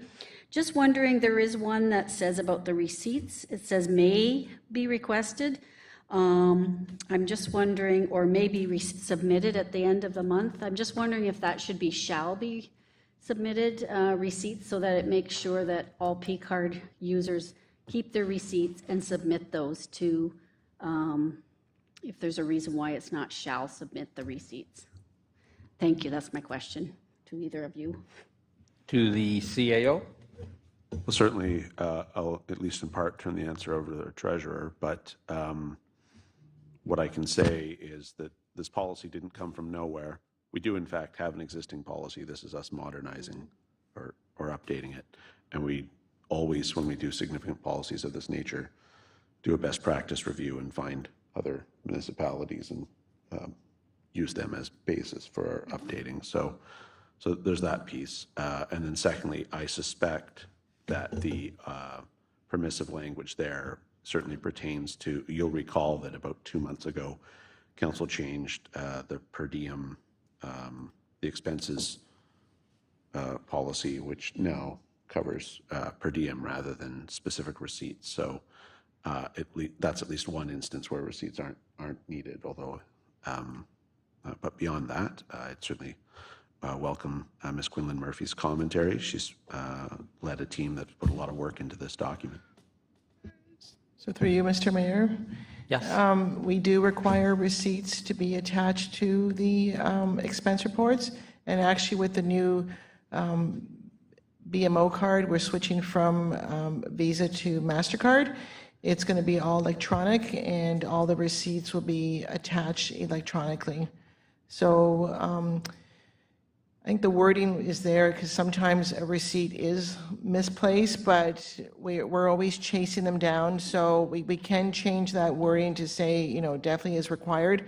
The accounts payable clerk does review all of the statements to ensure that the receipts do match. We also do a secondary review to make sure that the purchases that are made are legitimate, like are purchases that are eligible to be used, and we haven't had any issues of misuse in all these years with the P card. So it goes through a few levels of review. One, the director has to sign off, and two, the accounts payable clerk does the final review to make sure that the account is coded correctly, all the receipts are there, and that it meets the definition that it should be on a P card. Thank you. Yeah, Councillor? Okay, great. Thank you for that explanation. That makes sense, and we can carry on then. Okay, thank you, Councillor. Any other questions? Councillor Olson? Yes, Mr. Mayor, with all these restrictions, I'm glad I'm not getting a credit card. Yeah. Thank you. Yeah, sometimes the restrictions are such a hassle. Yes. Any other comments? Councillor Wink? Yes, through you, Mr. Mayor, to the treasurer, how many cards are issued? How many staff cards? I think we have approximately 40 to 45 cards. So half the staff? Yep. Wow. That's all I got to say is wow. Oh, Yeah, that seems excessive, but it is what it is. yeah. Like, yeah. With a $5,000 limit. Okay, thank you for those comments, Councillor Wink. Any other comments? Not seeing any. I think reading the report, it seems like a very astute change going to the other card, and puts us in line for some rebates. So obviously that's always a good thing to have. So that looks like it's a win situation for sure. And I thank staff for searching it out and making a change. Excellent. Any other comment? Oh, to the treasurer. Yeah, through you, Mr. Mayor, I just want to comment to Councillor Wink. So this, by having a purchasing card, we have eliminated petty cash. So in the past, you know, staff would go and use petty cash to do the small purchases. And a lot of times, like, the cards have become very useful, especially in the recreation department, when we have, you know, programs and counselor and the staff that have to go out and buy things for the programs. So it really has streamlined the purchasing of some very small items, whereas before you had to control the petty cash and reconcile that, and this actually makes it a lot easier. And then a lot of those cards at the end of the summer, because some of the staff, like, there's an increase in staff obviously in the RCW area for the programming, they're canceled after. So that 40 would be like the peak of the year when we have additional staff that are running programs. Thank you for that explanation. Yes, again, thank the treasurer for that. Thank you. I believe, Mr. Clerk? Thank you, Mr. Mayor. So starting the vote with Councillor Niznik, Yes. Councillor Olson, Yes. Councillor Wink, Yes. Councillor Eckhart, Yes. Councillor Hildebrand. Yes. Councillor Kerr. Yes. And Mayor Junkin. Yes. So that motion's carried. Thank you. We now move to item number 13, bylaws. I have a motion moved by Councillor Hildebrand, seconded by Councillor Wink. Be it resolved that Council of the Town of Pelham, having given due consideration to the following bylaw, do now read a first, second, and third time and do pass the same, and that the mayor and clerk be here and are hereby authorized to sign and seal the bylaw, being bylaw 38-2023, being a bylaw to establish a reserve fund for invasive species management. To you, Mr. Mayor. Thank you. How timely to be on this agenda. Any other comments from members of council? Not seeing any, Mr. Clerk. Thank you, Mr. Mayor. So starting the vote with Councillor Olson, Yes. Councillor Wink. Yes. Councillor Eckhart, Yes. Councillor Hildebrand. Yes. Councillor Kerr, Yes. Councillor Niznik, Yes. and Mayor Junkin. Yes. That motion's carried. Thank you. Moving now to item number 15, we have a resolution to move in camera, moved by Councillor Eckhart, seconded by Councillor Niznik. Be resolved that the next portion of the meeting be closed to the public in order to consider a matter under Section 239, Paragraph 2 of the Municipal Act as follows. Personnel matters about identifiable individuals, including municipal employees, and labor relations or employee negotiations, one item for consideration of appointments to advisory committees. Okay, thank you. Any comments? Not seeing any, Mr. Clerk. Starting the vote with Councillor Wink, Yes. Councillor Eckhart, Yes. Councillor Hildebrand. Yes. Councillor Kerr, Yes. Councillor Niznik, Yes. Councillor Olson, Yes. and Mayor Junkin. Yes. That motion's carried. Thank you. Just give us a minute and we'll